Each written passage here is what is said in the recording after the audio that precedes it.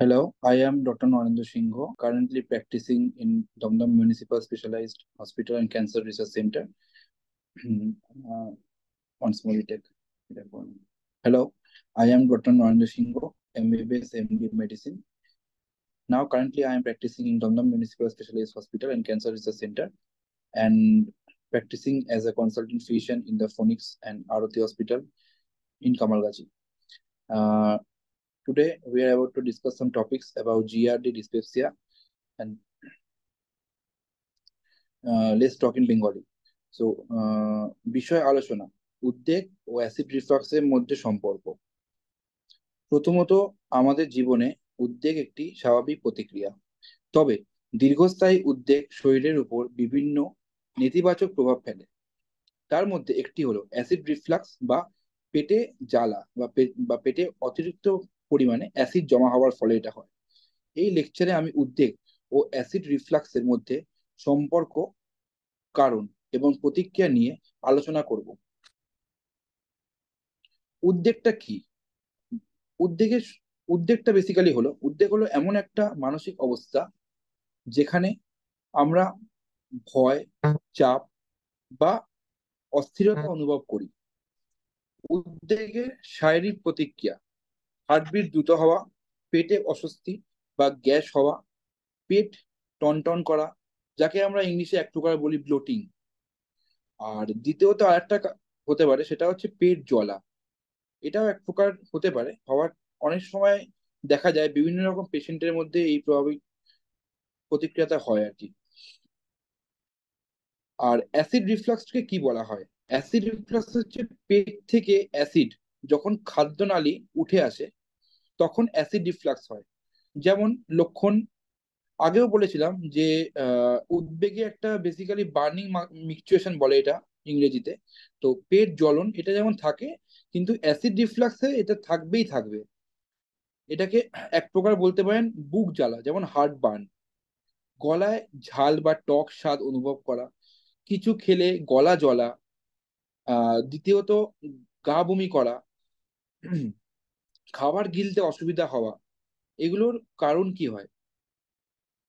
প্রথমত, আমাদের জীবনে আমরা প্রথম প্রাধান্য দিই মশলাদার খাবারকে, যেটা খুবই একটা অস্বস্তিকর খাদ্য। তো বেশি রকম মশলাদার খাবার খাওয়ার ফলে এই জিনিসটাকে দেখা যায়। পৃথিবীতে 90% মানুষের মধ্যে এই জিনিসটা দেখা যায়। এটার কারণটা হলো দেরি করে খাবার খাওয়া, যেমন ইরেগুলার টাইমিং গুলো মেনটেন না করা, সময়ে সঠিকভাবে খাবার না খাওয়া, এবং অতিরিক্ত মানসিক চাপেও এই প্রভাবিত ফলটা দেখা যেতে পারে। এবার আমরা বলি কি উদ্বেগ এবং অ্যাসিড রিফ্লাক্সের মধ্যে কি সম্পর্ক।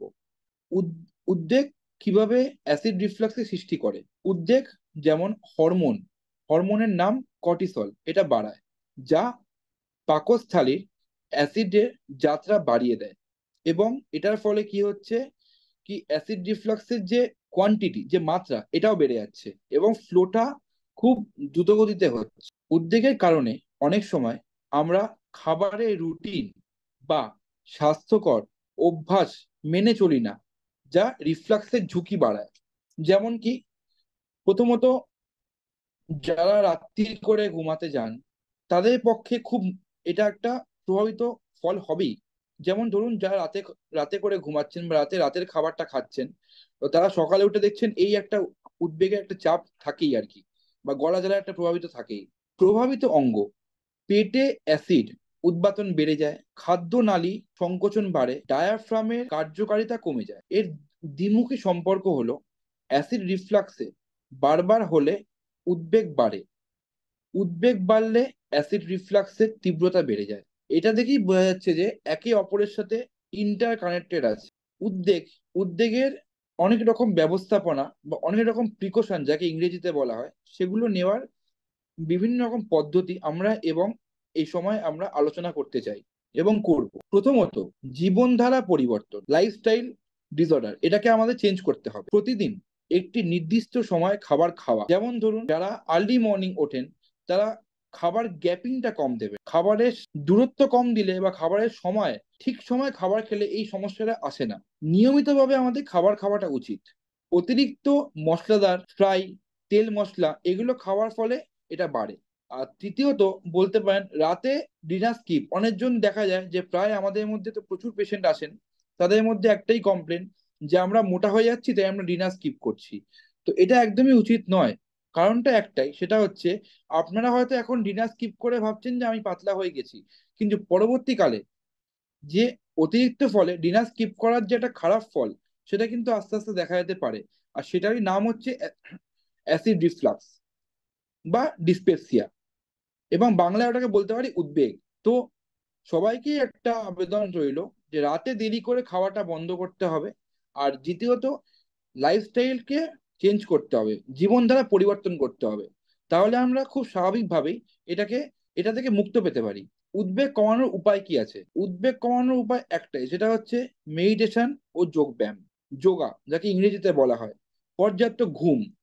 নিয়মিতভাবে বলা হয় যে 15 বছর থেকে 20, 25, 30 বছর অবধি মিনিমাম একটা মানুষের 6 ঘন্টা ঘুম যেমন লাগে, তেমনি বার্ধক্যর সাথে সাথে এটাকে 8 ঘন্টা ঘুমে পরিবর্তন করলে শরীর সুস্থ থাকে। কিন্তু তার বেশি ঘুমানোটা উচিত নয়। এবং শ্বাস প্রশ্বাসে ব্যায়াম করা উচিত। স্পেশালি যারা স্মোকিং করেন তাদেরকেও বলা হয় যে একটু কম করতে, যাতে শ্বাস প্রশ্বাসের সমস্যাগুলো কম হয়। এর ওষুধ ও চিকিৎসা কি আছে? প্রয়োজনে ডাক্তারি পরামর্শ অনুযায়ী অ্যাসিড কমানোর ওষুধ গ্রহণ করতে হবে। গুরুতর ক্ষেত্রে বিশেষজ্ঞর পরামর্শ নেওয়া উচিত। আমার তরফ থেকে আমি একটা বলতে পারি যে যাদের সমস্যা হয় তারা তেল মশলা বা এই জাতীয় খাবার বন্ধ করে নিয়মিত খাবার অভ্যাস করুন, এবং শাক সবজি ফল এগুলো বেশি করে খেলে সুবিধা হয়। ফ্যাটি কার্বোহাইড্রেট এগুলো কম খেলে এইসবের ফলাফল ভালো হয়, উদ্বেগের সংখ্যা কম হয়। উদ্বেগ ও অ্যাসিড রিফ্লাক্সের মধ্যে একটি শক্তিশালী সম্পর্ক রয়েছে, হয়তো আপনারা জানেন না।